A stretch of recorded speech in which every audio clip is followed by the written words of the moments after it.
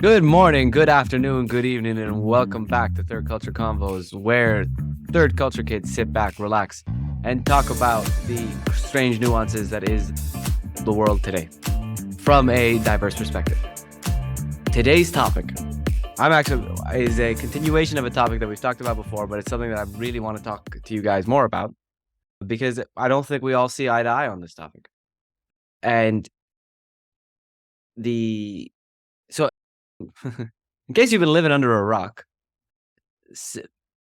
I'll provide some context. Saudi Arabia is a country that is going through the speed of change. I think is unprecedented, and I'll make a claim that there's no other country in the world that is doing what Saudi Arabia is doing at the speed at which it's doing it.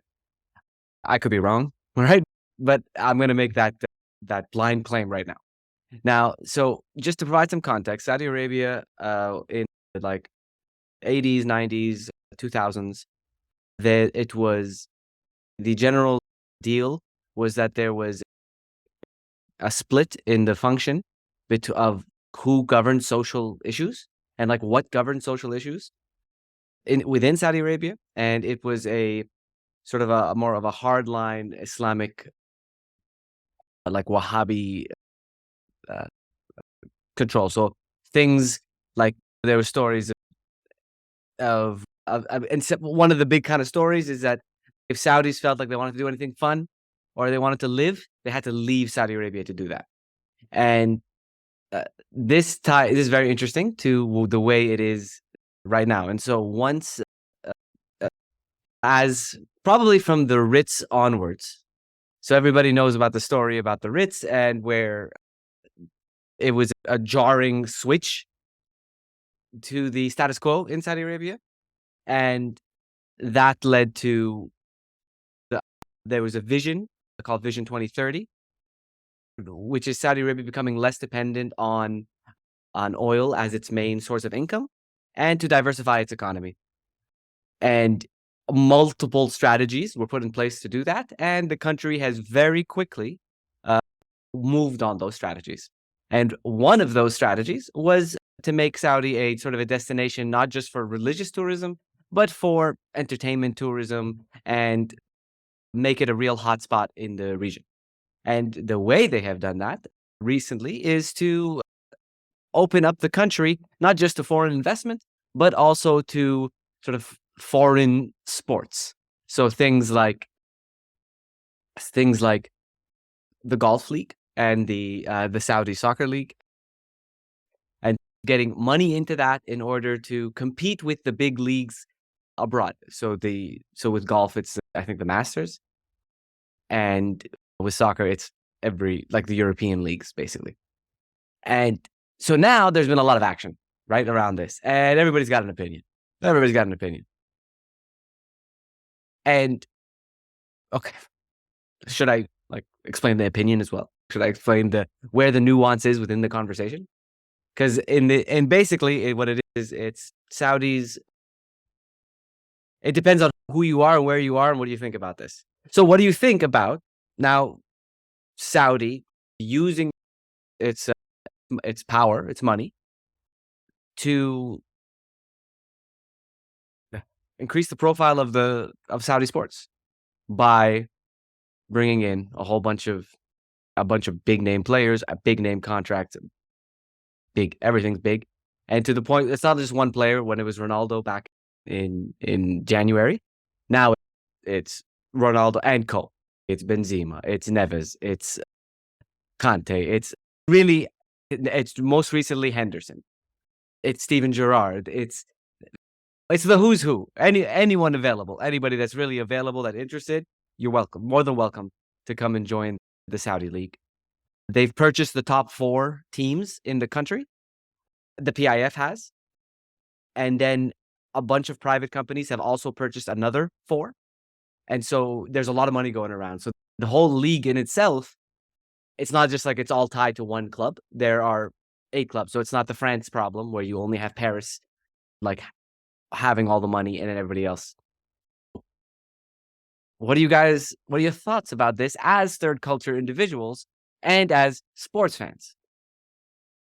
So first of all, I will say that going back to the golf thing briefly, when Saudi, is it the same one as the PIF as well that's involved in Live Golf, or is it a different arm of? Oh, so it is Yeah. PIF as well. Which stands So for my Public first, Investment Fund, the Public Investment Fund of Saudi right. Arabia, which is the big, this is the arm, the investment arm that is making all of these moves. Okay, so I want to get back to that quickly because my first thought when they started doing the investing in Live Golf and starting that up, and Greg Norman was the big proponent for that. Why was my first question? Who cares about golf who cares about golf in the Gulf? Basically, nobody. But my question actually, the PIF, where does the money come from? I think a big part of it comes from I don't know. I don't know. But I think a big part of it comes from the government's wealth. So Okay. the revenue that they get off of things. Right. But So they get the revenue from the natural resources and then they divvy it out to different programs, basically in different. Saudi Yeah. Saudi Aramco's $161 billion profit is largest recorded by an oil and gas firm. This is by The Guardian, 12th March 2023.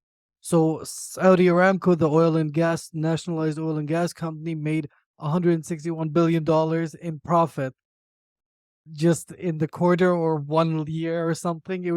It's in what he's saying about transformative times. It's in that. So that's where directly it's Saudi Aramco. That's where the money's coming from. I can't imagine. That's a lot of money. that's why we don't give My you the keys brain to the can't, state my because brain you can't function. imagine. Largest annual profit ever recorded. So that's just Ugh. 1 year profit, 161 bill. Okay, It's so just my, the so, benchmark. oh my God. Okay, so, right, Live Golf, fine, whatever. And they caused the whole problems within the golf scene. And now a recent announcement that there's going to be some kind of merger, but they basically said, some's happening, but we can't tell you just yet. Okay, so a lot of people I can see, they can see that as being a bit shady. Now going to the football side of things, I can understand why, because this is also in conjunction with Saudi opening up as a tourist destination, where now they've opened up the country for non-Muslim tourism, essentially, or non-business related travel into the country. Because before you had to have a specific reason, whether if you have a Saudi passport, doesn't matter. If you don't have a Saudi passport for whatever reason, but you have links to Saudi, you can still get into the country. If you're going for Hajj or Umrah, you get your visa. Business, you get your visa. Now it's come on in, everybody. Who cares? We don't care what you're doing. You want to come for tourism, spend your money within our borders. And I think it's actually going to be pretty cool because for a long time, there really wasn't any type of historical research, anthropological research happening in Saudi. And I think that's going to take off big time. Academics are going to be like, sweet, it's going to be easier to get in now to be able to. And I think they're going to find some pretty cool things over the years when they start going into different parts of Saudi. Football. So woke up this morning, had no idea this Henderson thing was going on. It just came out of nowhere. But then when you see which club that he's going to, it makes sense because Gerard is the manager of it de facto. So I can understand that part. And he can also take Thiago with him in his gym bag because he's uh, he's done. I love Thiago, but and everything, but still need to make room in the midfield. But it's a stupid amount of money, and it's my question always comes back to what's the longevity of this plan? What is it going to actually do for Saudi football in the long term? It's wonderful that you're going to have all these great players playing in the Saudi league. It's what the MLS was hoping to become at some point, and it didn't happen because the MLS doesn't have that kind of money. It just can't happen. But you have Messi doing it, for example, right now, and you had Beckham do it briefly, whatever. But still, there's not nearly as much money for it to happen in the MLS. But the thing for me is that, so there's obviously going to be a ripple effect. But what else are they doing with the money? Are they actually starting to develop proper football academies? Like everyone would look at places like Ajax, for example, and say, historically, they've had one of the best academies in football. So Saudi has the potential, because you don't have to go and convince some kid who lives in a slum, let's just say, or who comes from a lower level in society, to be like, hey, you want to come play football from when you're 8 years old and we'll pay for everything. His family's going to take the money. They don't care. You're providing a good opportunity for someone that wouldn't have the opportunity otherwise. So that's my thing. It's, what is it really going to do in the long term for Saudi football? Because they could potentially develop in a generation or two one of the best football teams, one of the best leagues, and one of the best national teams in the world, theoretically speaking, if they develop properly. The MLS comparison is a little bit like oranges and lemons. Like, it might be the citrus family, but it's not the same thing, because the MLS, all the guys you mentioned or who have been signed from an international caliber, Beckham, Rooney, I think Zlatan at some point, Messi Yeah. now, Pele, even historically, Pele was the first one. These were all players that were clearly over the hill, and this was their last contract, their retirement goodbye tour, USA. With the Saudi League, they're signing players who are at the peak. So before the Henderson news last night, the 12th of July, Sergei Milinkovic Savic, I'm sorry for the pronunciation. David. He signed from Lazio. He's 28 years old. He's at the peak, and people are saying he's the best player in Serie A. Ronaldo, Benzema are over the hill players, but then you have Koulibaly and all of these other players that are about to enter their peak or are at their peak, including there's rumors of Christian Pulisic from the USA. He's getting there. And it's going to be soon enough. We're going to see some Canadian names, Canadian soccer CSA names being thrown around at some point. You think so? I do. Once the You think Davies? Once the checkbook opens, everybody who has these like opinions loses them real fast. Real fast. 100-0. Absolutely. Yes, 100%. Davies is the only one that I can think. Based on what I just said, I'll give you another thing. The NBA, different sport and different countries fun, but still, it's in the general thing. Yes, a couple days ago, the NBA, Adam Silver, the commissioner, he made a very public announcement that the NBA is not going to be selling to any public sovereign fund anytime soon. Didn't they learn anything from the Masters? A month ago, the same organization sold the Washington Wizards, one of their teams, 5% of it to the QIA, Qatar Investment Authority, which is the equivalent of the PIF. So there's a lot of public loudness, and there's a lot of private ongoings and dealings and shady stuff that we don't necessarily hear about. I think everyone's a lion when they're outside and they're a cat indoors. The moment the checkbook opens up, everyone sort of stands in line. So this whole thing about, do you really think so? Yeah, I definitely. And the story, I think, with the Masters is probably the most. The PGA, not the Masters. The PGA. That the like shift that like 1 year, like they were literally fining and banning any golf player, like any player that goes and plays or joins the live, like that's the live golf. Yeah. Anyone that did, which is also very interesting, right? Like what are you doing? Like why? Like that's what you chose to do, to find all the players and threaten them, and then a year later they're shaking hands and they're like, oh yeah, water under the bridge. Forget it was all out war, and then they lost the war, and then they came and they surrendered, and it was like the speed. And this is where I think you have to address the effectiveness of the strategy, because 1 year is nothing. It's a season, right? And then the entire golf world goes on its side, like in a year. And when I talk about Saudi, January was the first signing, Ronaldo, right? Now we're halfway through the year, right? A little over halfway through the year. And you could by December, the tune is going to change. Like the tune in January to December is not going to be the same. For that to happen at that speed, that's execution. That's not the strategy. That's effective execution.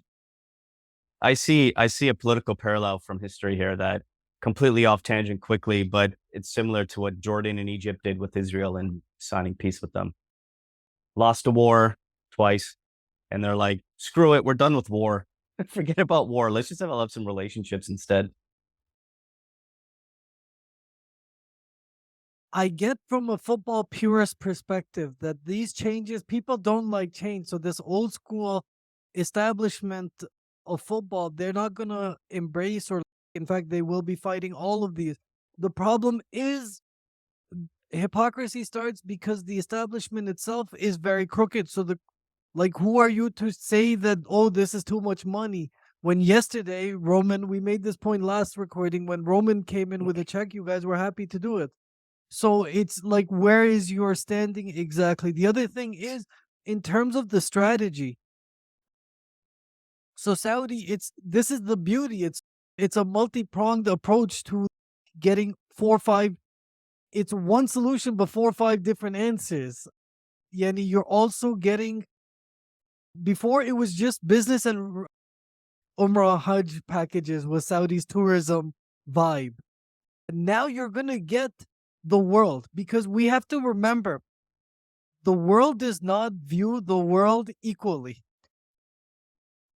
USA, Canada, UK countries might have a certain perspective on Saudi and football. That perspective might not be shared by Africans or by South Americans or by Chinese or by Indians. If you can pick up these markets, the best of the rest, you pick up these viewership, tourists, khalas, like fans, because they don't necessarily, this is a thing, South America, no country, with regards to Qatar 2022, none of them really cared. They just wanted to play the game. In fact, Messi was more than happy to play in Qatar and wear the thobe, yani what's it called, the black one, the sheikh one. I've never, the Visht, yeah, the Visht. So there are other viewerships out there, and there are other ways. Again, Indians, they love Saudi. Tell them that, hey, you can get tickets to the Saudi Champions League. You know what? They don't have that necessarily that, oh, the Premier League or the Bundesliga is the greatest thing ever. There are some people and viewers who consider the Asia Cup or even the Gulf Cup, yani the Khalijis. There used to be, in 1996, UAE hosted the Gulf Cup, and it was a big deal at that time. Mohsen Musamma was the goalkeeper, and they lost. UAE lost on penalties. It broke my heart too. You can tell. No, it's true. Yeah, the perspectives do change based on your lens. Obviously, here in North America, but even you, MG, even though you're in Pakistan, you still get that perspective where there are the basis points are completely different. The foundation on which the criticism is based is completely different. And when it comes to when people start talking about the human rights abuses in Saudi, how the country and a lot of the Gulf is built on the backs of these migrant laborers who have their passports taken away from them. They don't have rights, et cetera, et cetera, et cetera. So yes, obviously. Which is weird though, because when you consider that a lot of these laborers we're talking about would be from the Indian subcontinent, why they would have this affinity towards watching the Saudi League, let's just say, for example, where they know that anything that is related to any of these investment opportunities and projects that the Saudi government does is on the backs of those people who basically they're not given any type of rights as human beings, generally speaking. When your own people aren't respecting you, it's very hard to look at other people and blame them. Does that make sense? Their own countries are not. I'm saying this living in Pakistan, looking at, Wasim made the comment at the opening that no country is going at a faster rate in change than Saudi. And I would respectfully disagree with him and tell him no country has changed faster than Pakistan. The only problem is the trajectory has been the exact opposite. Saudi's pace has been very good, mashallah, like mazboot. But you don't know, Pakistan has deteriorated in front of me in 3, 4, 5 years. It's like completely demolished. And so when that happens and you have forced divorces and abductions happening as regular vocabulary within Pakistan and within Pakistani discussions, you know what? A stable job with in a secure environment in Saudi Arabia don't sound the worst. That's the brutal fact of the matter. This is inescapable. So this is the thing. If your own people don't respect you, how are you talking about others? They're not talking about those people. They're far more concerned on a daily basis with what's going on in New Delhi or Islamabad or Kathmandu. See, the problem for me is that when it comes to the criticism of human rights abuses and these type of things, not only for Saudi, but just like the general Gulf countries that have progressed quickly and developed so fast and everything, is that I see, you guys will probably agree with me and say that it's an element of Western elitism where it's just, oh, look, we're going to criticize all these other people because we feel like we're so much better than them.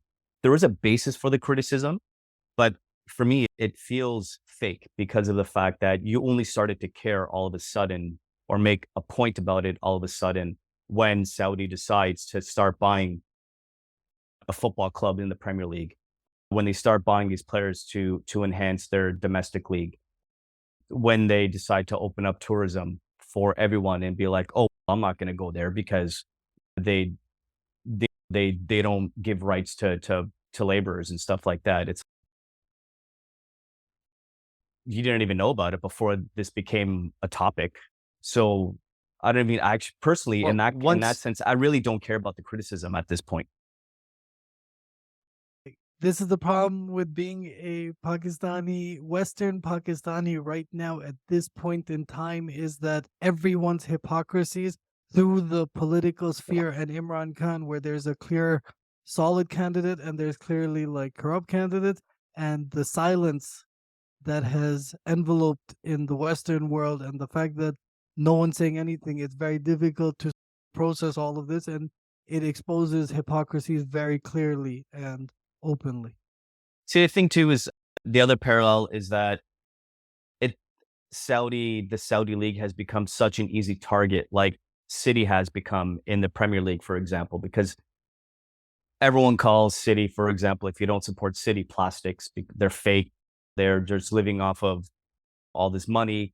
It's not real. It's not real football development, these type of things. But there's an element that says, well, if you have the money, why the hell won't you do it? Like you're allowed to do it in England, let's just say, for example, because of the fact there's no sense of a cap, right? So you can, if you have the money, you have to play according to the FIFA fair play rules and all that kind of stuff. And there's certain rules within the English system that you have to adhere to. But City currently is sitting on 115 possible allegations of fraud and money mismanagement and all that kind of stuff. But in the end, what really happens? They're going to go to court. They're going to hire the best lawyers. They'll probably get 3/4 of those allegations knocked out of court anyway. And then it'll be like, in the end, they'll say, you have to pay a fine. What does it matter? Based on their owners, they'll be like, here you go. Do you want it in how about we give you a blank check and you write whatever number that you want and we're done. Right. So they do become an easy target. However, it's the same thing that I'm going to say that when City first started doing what they did. When you look at the reality of what City was, when you look at the reality of what Saudi football is, you have no choice but to spend the money. As much as you hate it, if you don't agree with it, you have no choice but to do it if you want to get to a point where you want to say, I'm relevant now. I'm now a player on this sphere. What you're saying, Rashid, in terms of, I think there's a couple of points here, but when you say you have no choice, yes, man, if I'm an investor, right? I buy shitty companies and I turn them around, and I don't come with, like, I'm not an investor. Okay, I'm not an investor, but if I was an investor and I came to buy shitty companies and turn them around, I come in with my checkbook and my resources and like the things that I bring to the table because I don't want to, nobody invests to lose money, right? In the long term. Like you invest and it's going to cost you now. It's going to cost you a whole bunch of stuff. And you're going to have to spend on this and change this and do this and adjust this. And might be facilities need upgrading. Maybe you need to put an airport right next to the city because then you want more people to be coming from the game. Like we need more hotels around so that you can house the traveling.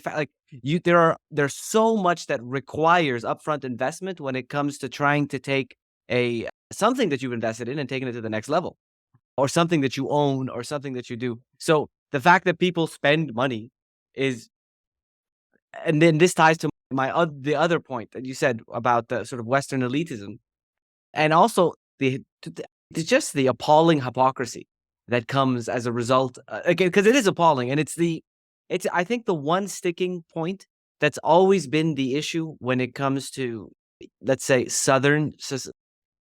the countries of the South, of the global South, looking at the Western elites and then going, yeah, but the problem with you is that you really belittle us in your conversations about us. So like even your pity is like is drenched in hypocrisy. It's similar to how the French deal with all of its like previous colonies, as if they did not colonize them, right? As if they did not take like all of the resources. And why are you guys so upset? I just don't understand. The UK in this way, as a Pakistani, is the worst. They'll accept the corrupt money. They'll know that it's corrupt money and they'll house them. We all know that they're living in Avonfield and what their properties are, and they'll just pretend, oh no, they're legal citizens. Or you'll ask, hey, how did this person get British citizenship? They have 3 murder cases back home. And they're like, oh, the system must have slipped up. Whoops, we can't do anything now. And you're like, this don't make sense. The UK in this regard, this hypocrisy is the worst, including in money matters. And so that it's that hypocrisy that is actually extremely apparent to like almost everybody in the global South. Like I don't think that there's anyone that's like it's one of those things that everyone understands it, so no one actually has to state it because everybody knows that this is the case. And then, so when the West comes and they're going to come and they're going to do these things, and it's applied to the Qatar World Cup was an excellent example of that, right? Like any piece that was supposed to be written that painted that World Cup in a positive light was trashed. And any piece that criticized it that was put forward. And so why is there a system where that is acceptable? And so there's a lot to be said about that, right? There was something that I heard about recently, just on the vein of the Qatar World Cup and the criticism it got, especially when it came to not serving alcohol in the stadiums. Is it that I heard recently? I believe it is. I think MG, you might have mentioned it. Where is it? The Euros in France coming up? They are Olympics going in Paris. Oh, the Olympics in Paris, where they're not going to serve booze in the stadium or at the events. Because right away, once it was announced for the Qatar World Cup, that the criticism was like, boom, instant. But this is not even a mention. It's one thing for criticism. It's another that it's so imbalanced. Criticize, make aware, educate, inform your viewers. Absolutely. Tell them that this is the reality, the ground reality, that this is the economy, this is how things are going. That's your right. But then at the same time, you also have to give the pros and cons. You can't just the weird thing with the Qatar World Cup was the blatant, Yani, it's only negative. It's not even like you're trying to within the like negative articles you have to say, but this is giving jobs to people who wouldn't have jobs. It's a very Nixonian worldview, I understand, but it is the reality that like these 20,000 migrants would more likely have died on a boat. At least right now, you know what? They're safe and they're working and they're sending some back home even. They're managing to get a system going. But here's the thing. And this is a criticism that's been of the general Gulf region for a long time, in that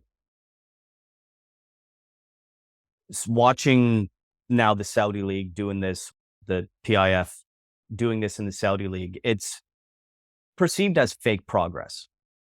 It's not real progress.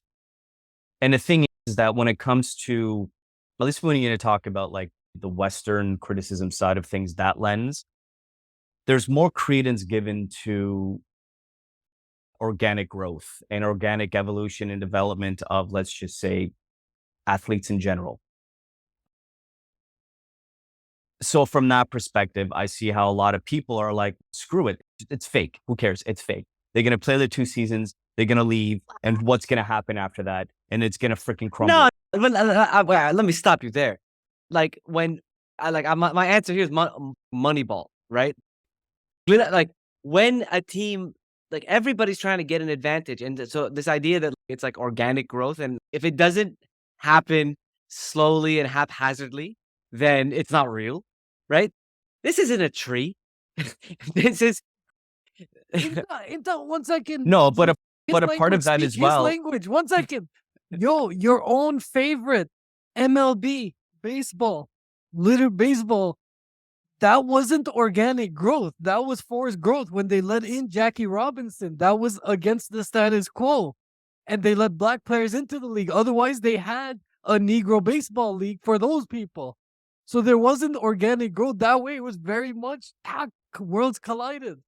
But they had to, because they were, the narrative is But break the yes, color that's barrier and that's the racism point. and all that kind of stuff. that they have. But Like if you want to compete and you buy a club or you buy a league or you're in charge of a league or you're in charge of thing and you want to turn it around, and now I'm in charge now and I want to turn it around, you got to do things. Like you can't not do things, right? And no, if what I'm saying though is that comparison is apple and oranges. Like the whole thing, we're talking about a historical precedent of racism where just because you're black, you can't go to certain places in the United States. This is completely different. It's not the same. It's not the same comparison. I think what he means by that is that sometimes you got to force the thing and not, and like what you're saying, Rashid, I think is that people put more credence on organic growth. Mhm. That you're saying, and what Majid's saying is that, yeah, but like sometimes there's a lever. Like it's not like when there's a lever, it's not organic. Like lever, now they're playing here. But we're not ready, man. Too bad. I'll just give you a quick historical precedent for that whole thing about the color barrier in the United States.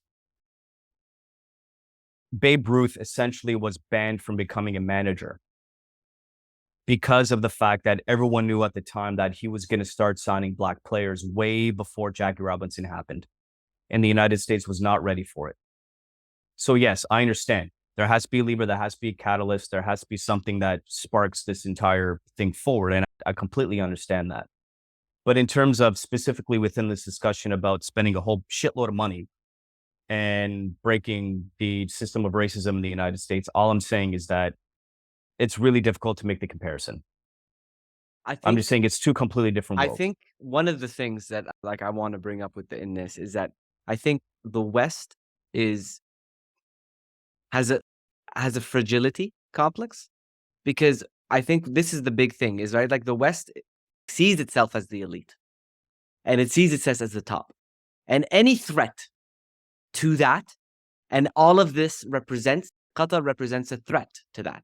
Saudi represents a threat to that, creates this like the negative, like the attacking. Yeah, look at how they treat their migrant workers. Okay, look at how they do this. Look at how they do that. Look at all these places, how much they suck. Because it's a threat to their status as the elite.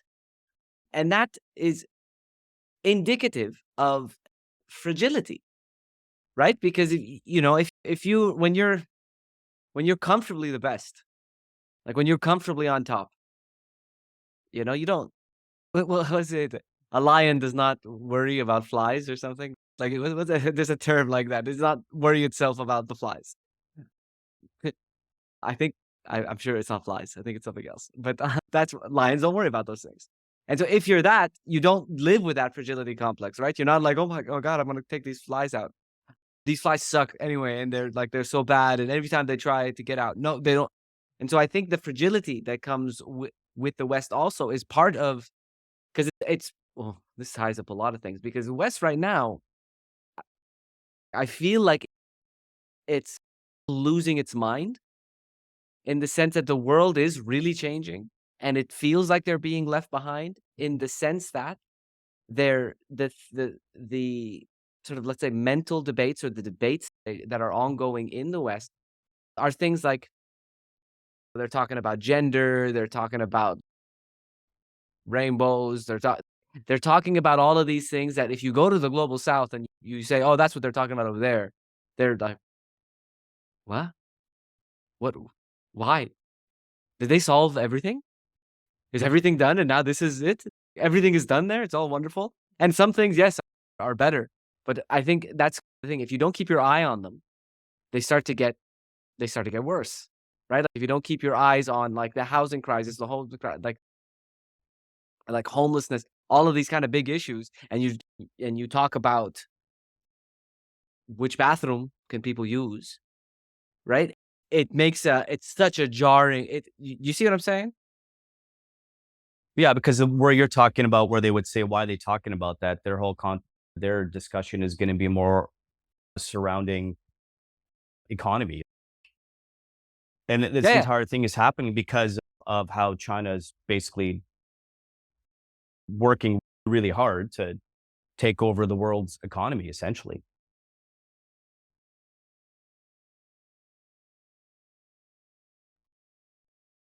It is. It's in the West, it's any discussion except economic. As long as you're discussing anything, bathrooms or footballs or anything except your wallet, don't be discussing that. And that's the crazy part, is that when you talk about migrant workers, the West, the analysis from the West is often in this very downward perspective of wagging your finger and saying this, but then, like, me having come from the West and having talked to people and worked there, there's a lot of like wage theft and labor rights that are not, that like they're advertised in the movies, sure, but they're not really applied. There's a lot of funky work environment issues in the West that are not being discussed. Instead, what's being discussed is genders and bathrooms in the workplace. Instead of, hey, I worked overtime and I didn't get paid properly or whatever. Yeah. But did you So write your pronouns down? Did you put your pronouns in your signature? Because if you didn't put your pronouns in your signature, man, that's when you sit with HR, right? That's when you have the talk. Listen, man, people don't know. and so I don't know. Yeah, like things are not perfect in these Khaliji countries, Saudi Arabia and UAE. Everything's not fully roses and Beverly Hills, but it's also not Skid Row. And that's in America. That's for me the dichotomy, the fact that like you have Rodeo Drive and Beverly Hills, but then you also have a place in open public of Skid Row where there's 10,000 homeless people just lined up. And this is in public view, and we all know about this. The cops know, the paramedics know, the EMTs know, everybody knows. And Well, it's instead, a we'll lot talk about easier the Saudi to League and how it's they're spending their money. and it's a lot easier to just to paint them as villains, because that's the US, the West always needed a villain. And for the last like 20, 30 years, the Arabs have made great villains to them, right? Like they've really served that purpose quite admirably. They took over from the Soviets very well. Yeah, Great yeah. casting director. Yeah, yeah. They needed someone to play villain, right? And then they chose their player. And what was also nice about them is that they looked like everybody else too that was over there. So like Pakistan, I could look at all same, man, whatever, man. We don't care. The Peter Skin meme. Yeah, yeah. Yeah. Rush. I was just saying to Wasim that, yo, when you have Rodeo Drive in Beverly Hills and then you have Skid Row in the same town, it's very difficult for you to be talking about how Saudi Arabia is spending their money. And we've See, talked about it in an Ontario context, in Toronto, specifically the city of Toronto, and how they've cut services, funding for essential mental services, mental health mental services, health, yeah. and instead just thrown these people the same changes. They'll close the hospital, they'll put these people out on the street overnight, literally overnight, that, yo, we're done. And That's it. We just continue like talking about the genders bathrooms in Saudi Arabia. Like See, I we're want not to talking about the actual, yo, what about the money? Where's the money going? Why are these politicians making money to talk about Saudi? Talk about my city. Talk about my street, yo. see, I want to go. So, yeah, we're pretty much all on the same page when it comes to the criticism and it being hypocritical and very condescending. And there's no way getting around that. But for me, my criticism always comes back to the actual football itself. So for me, I go back to saying, where do the actual Saudi players fit into all of this? Because again, for me, it always comes back down to when you're talking about having a professional league, you have to be able to replenish it with players that are local. And you have to strive to develop your local population. I think So again, it comes down to, for me, Well- again, like we talked about this off camera, and we talked about my questioning always has been, it's great. You're getting all this money now, and you're getting all these wonderful players. Koulibaly, like being one of those players as well, great defender and everything. But again, it comes down to, so the 4 teams that are owned by PF, for example, are you going to develop a tangible developmental system where you have players from the age of 8 coming in and going through the ranks and developing strong players for the purpose of playing in the Saudi league and representing Saudi, the national team? Because you're not going to have these particular players that they've just signed, for example, obviously forever. And your hope is afterwards, you're going to sign other players to replace them as well and keep on doing that over the years. But again, it comes down to the fact that at some point you have to focus on your population. Well, I think That's I where my think that- criticism comes I from. think this is total, but see, here's where I think this is a total focus on the population, right? Because now, when you talk about like academies and stuff, many of the clubs, they do have relationships with like European clubs, right? In terms of how they run their academies and stuff, and even academies in, let's say, Real Madrid, Barcelona, Juventus, they're tied. They might be tied to one specific club, like they have like an MOU, and then they have an understanding, and then they send trainers and they send this, and the game plan of having a good sort of system of players to go through. Like, I'm gonna put myself in. I'm gonna be a Saudi football player for a second. I'm 27 or 26 or 25, and I'm playing for a Saudi team, any one of these teams, and now I have Koulibaly on my right. I have Ronaldo up front. I got Benzema, and now I get to play with these guys. Now, like Sam Saudi youth soccer play like this, that's unbelievable.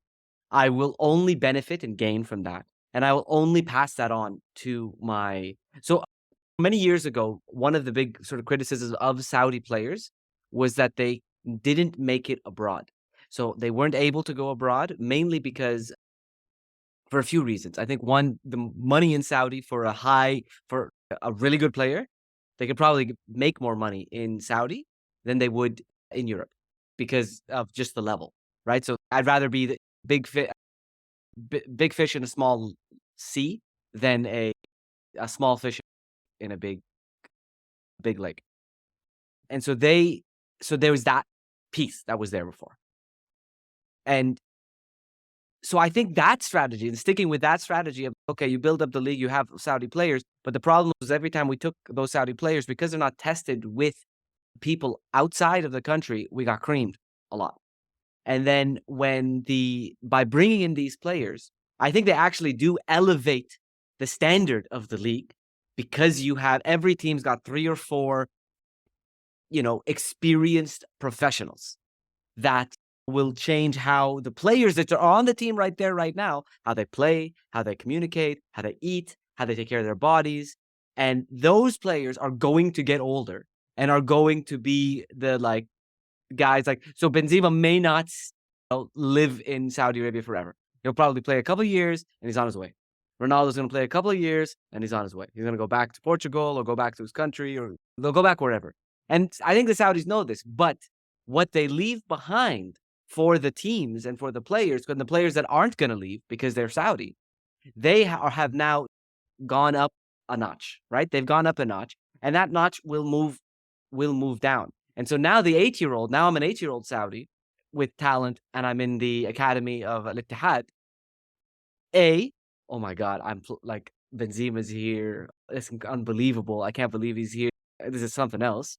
Um, I want to move up. I want to play in this league where these big guys play. I think the idea will be to continue to attract players over the years and make the league more competitive so that the league itself is competing with European leagues, just in the same way that European leagues compete with each other. So Spanish league competes with the Italian league, competes with the Premiership. And they compete for players, for talent, for management, they compete on a lot of different ways. And Saudi wants to be a part of that competition. It's not the Yeah. first time. I guess some historical context for some who don't really know Saudi and what it does and what it's done in the past. It's similar to when basically Saudis can go to university in the UK or the United States or Canada, and they're basically sent on a full scholarship, essentially, to go study business admin, to go study some kind of sciences, things that are relevant to engineering, that are relevant to Saudi society. And then the hope is they go back to Saudi, get into the workforce, work, and then they build up and they become at some point the managers and the people in charge, which they hope the ripple effect will be they end up training the new generation instead of having to always send people out, type of thing. So there is a historical precedent for that type of thing where Saudi has a model of using some type of foreign influence to train and develop its local population, I guess you could say. And it's to get to absorb the best of the West and work it so that it fits within a Middle Eastern or Saudi context, right? Because those Saudis that do go and come back, they don't come back the same as they left, right? They come back with new skills. They're open. They're like and I mean, when I say when they're open, literally, it's like we're talking about third culture kids, right? This is like the game plan. This is our identity, is to be open because we have seen diversities of cultures, like deeply, right? So we're good at that. And so that's a plan. That really was a national plan. Go, come back, but then also kick up a notch the local education, because they may still be going out. Like the best and brightest of Saudi still go to Columbia University, or go to Harvard, or go to whatever, the Ivy League, to get the best that there is to offer. But they're better prepared to do so because now they're being taught by the people that went there and came back and who now live in Saudi and who are professors in the universities that teach them and prepare them for these trips, so that you are building a thriving economy that you don't need to import every idea, right? And that's, I think, one of the big.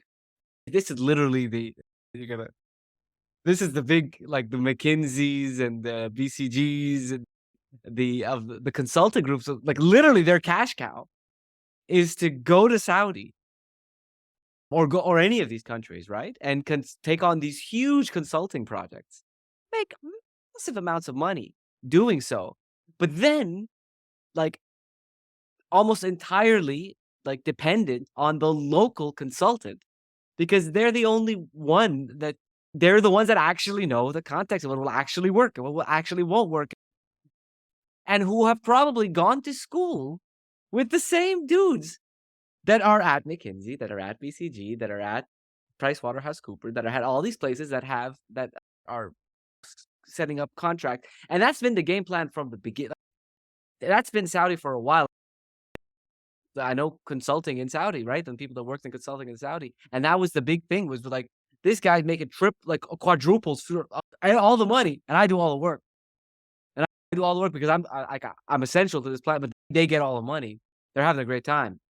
And so I think with Saudi, I think it's not that enough is enough, but it's a shift in that game plan, because we do not need to only import.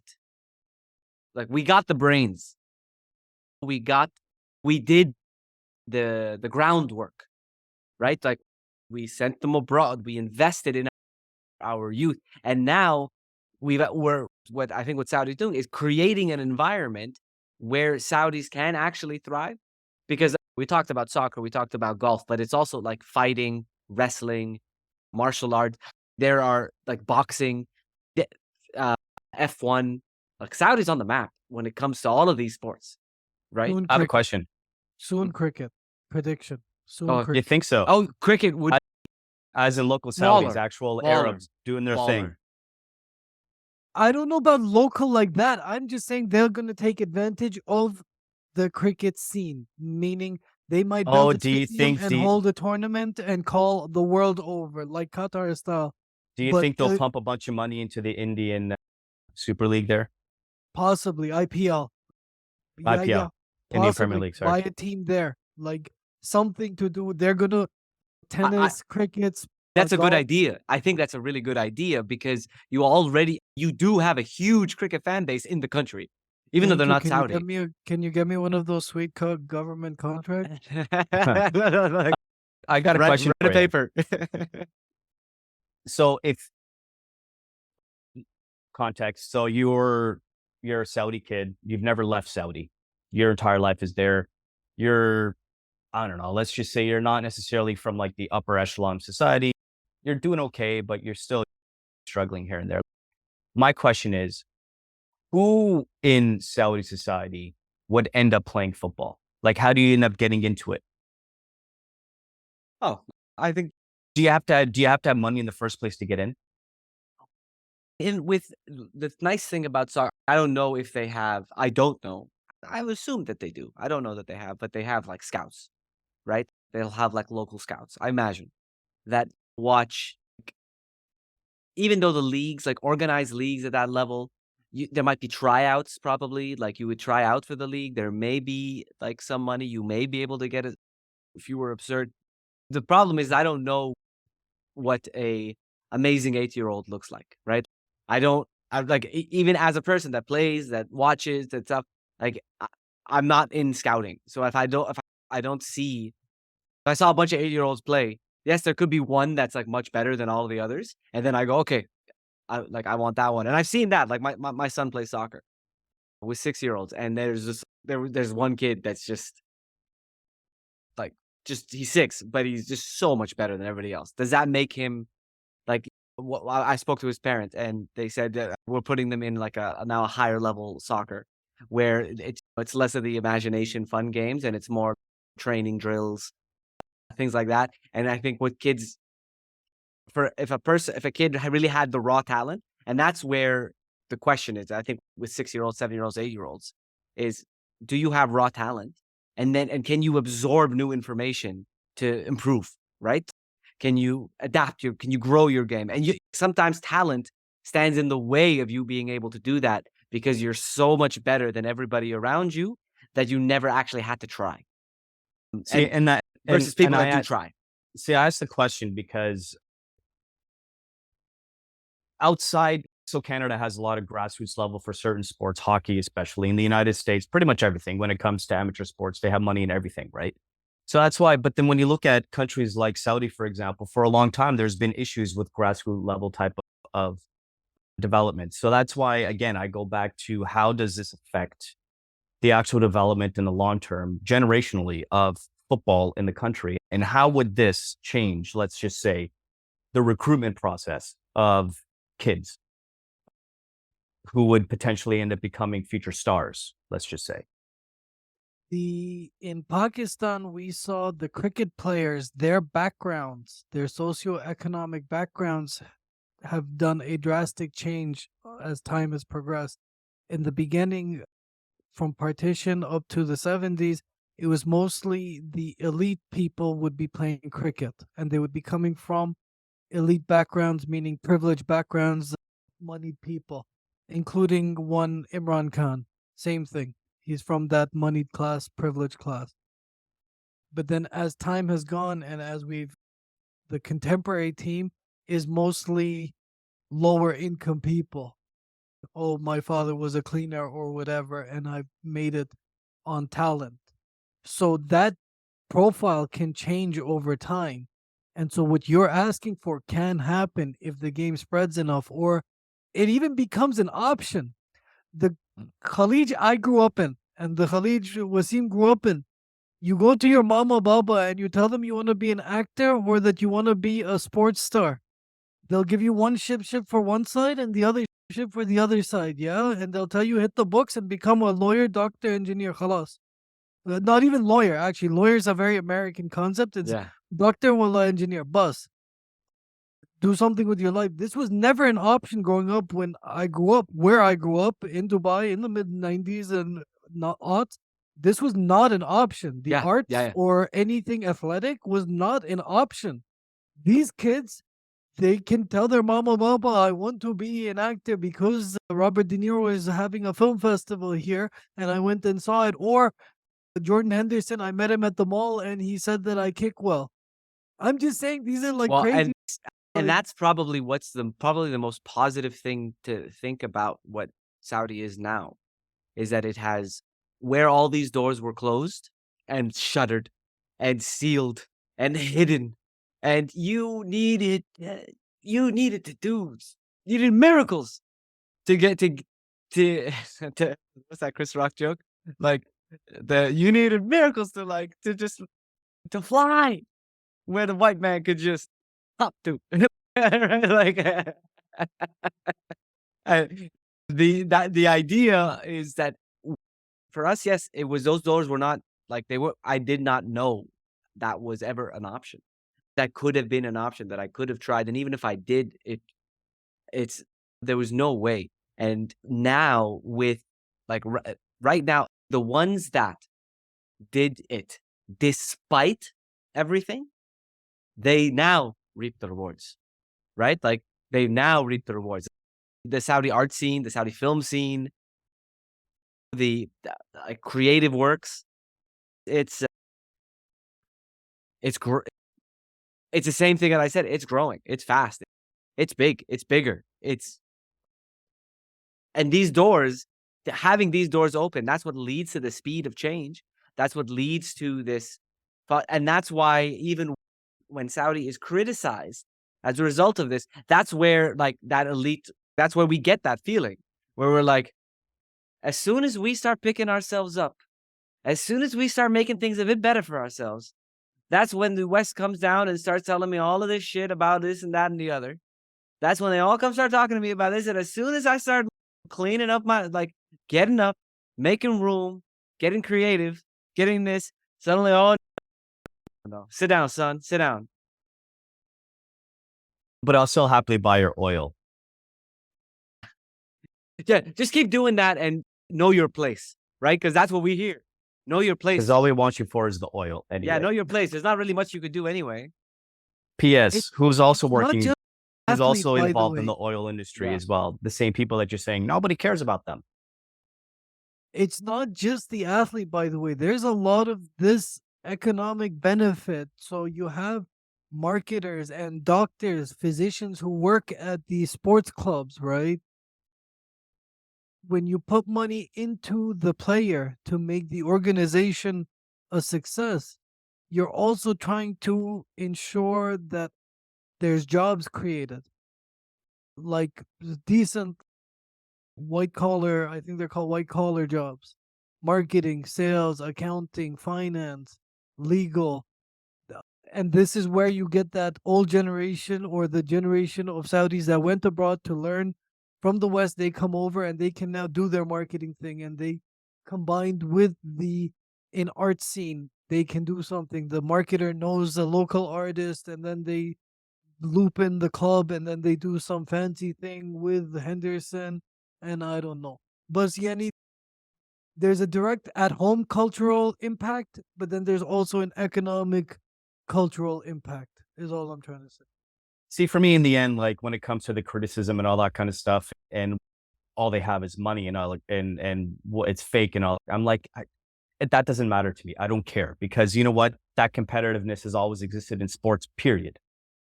That's what it's always been when it comes to different teams, different clubs, whatever league that you're talking about. That's the whole MO. It's to basically be better than the other and spend what they have in order to improve their team or their club. And in this case, we're talking about almost half of a league that's doing it. Says someone who has watched the Yankees win the division a number of times. They haven't done it for a long time, though. Screw them. Well, they did last year, but whatever. The Yankees are not as much of a powerhouse as people think they are, man. Baseball is a lot more competitive and a lot more, what's the word that I'm looking for? There's a lot more parity in baseball than people realize. Otani. All I know is Otani. Well, I'm afraid to know how much money he's going to get paid. A proper third culture kid. And he's such a nice guy, too. I think, a or he really- he's might a just really be nice guy. Japanese who lives in America. But once you do that, you're kind of like, you're into the third culture. Yeah, but I wonder how much he actually lives in Anaheim in terms of like how much he like gets involved in living there. He's playing baseball, like 162 games. You're only there for 82 games in your home stadium anyway. Like, anyhow. Thanks, guys. This was fun. Ended on a nice note. I think we had a nice conversation. Yeah. Thank you. Cheers, man. Thanks, guys. Have a Masalama. good week. See you guys next week. Peace, peace.